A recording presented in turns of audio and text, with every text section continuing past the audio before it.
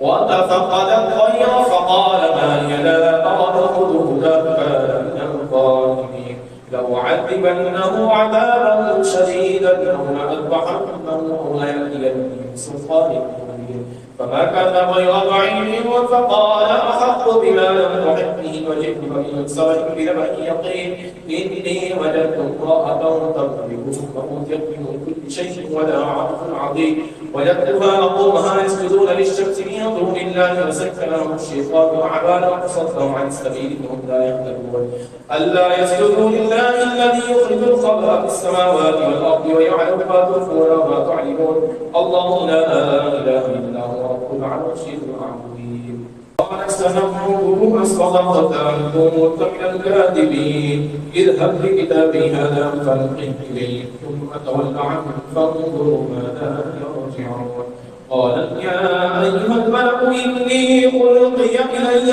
كتاب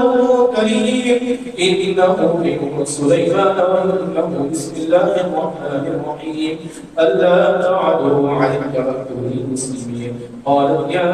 أيها الملأ أفتوني في أمري ما كنت قاطعة أمرا حتى تشهدون قالوا نحن أولو قوة وأولو بأس شديد والأمر إليك فانظري ماذا تقولين قالت إن الملوك إذا دخلوا قرية أفسدوها وجعلوا أعزة أهلها أذلة وكذلك يفعلون وإني مرسلة إليهم بملكة فناظرة بما يرجع المرسلون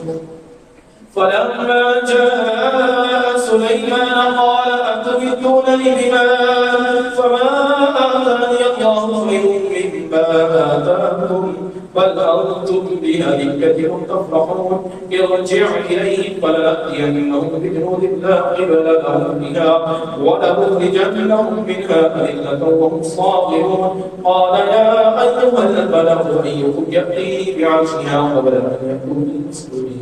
قال عفريت من الجن أنا آتيك به قبل أن تقوم من مقامك وإني عليه لقوي أمين قال الذي عنده علم من الكتاب أنا آتيك به قبل أن يرتد إليك الطرف فلما رآه مستقرا عنده قال هذا من فضل ربي ليبلوني أشكر أم أكفر ومن شكر فإنما يشكر لنفسه ومن كفر فإن ربي غني كريم قال نكروا لها عرشها تنظر أتهتدي أم تكون من الذين لا يهتدون فلما جاءت قيل أهكذا عرشك قالت كأنه وأوتينا العلم من قبلها كنا مسلمين وصدها ما كانت تعبد من دون الله إنها كانت من قوم كافرين قيل لها ادخل الصرح فلما رأته حسبته لجة كشفت عن ساقيها قال إنه صرح مرمض منه قوانين قالت رب إني ظلمت نفسي وأسلمت مع سليمان لله رب العالمين ولقد أرسلنا إلى ثمود أخاهم صالحا أن اعبدوا الله إذا هم فريقان يختصمون قال يا قوم لم تستعجلون بالسيئة قبل الحسنة لولا تستغفرون الله لعلكم ترحمون قالوا طيرنا بقوم من معك قال قائلكم عند الله بل أنتم قوم تفتنون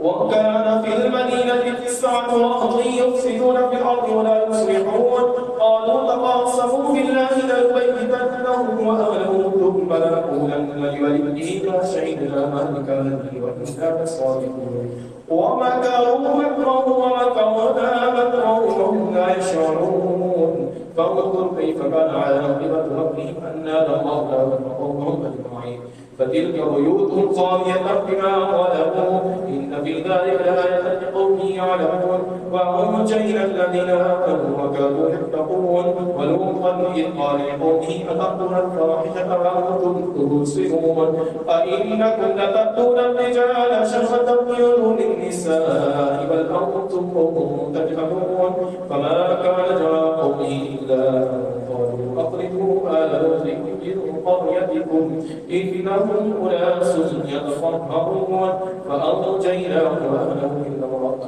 قدرناها من الغابرين وأمطرنا عليهم مطرا فساء مطر المنذرين قل الحمد لله وسلام على عباده الذين اصطفى الله خير أما يشركون